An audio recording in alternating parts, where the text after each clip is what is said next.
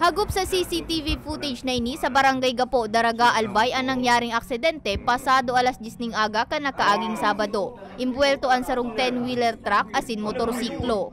Sa video mahihiling ang pagkakayudyud kan truck sa biktima. Sa mga litrado namang ini mahihiling ang nakahandusay asin mayo ng buhay na motorista.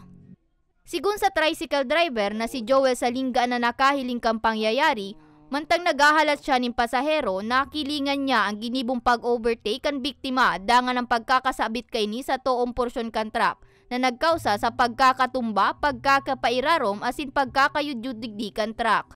So motor, di ko manahiling na makaskas, pero sa truck, mild lang naman sa dalaga niya. Ang problema sana dito, nasa abitan sana sa motor. Dahil mag-overtake siguro itong motor. Nasa abitan, katas lalaki, naulog, napairarom, katas kay baso babay. Binistuan agada na sarong Christian Nuylan kan Ilawod, Daraga, Albay. Mantang irido naman ang backgrade kay ning babayi. Sigun kay punong barangay Hernani Yeva, accident-prone area talaga ang nasabing porsyon.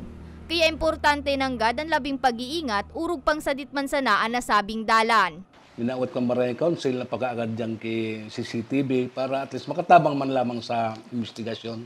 Sa presente, padagos pa ang pinagigibong investigasyon kang otoridad.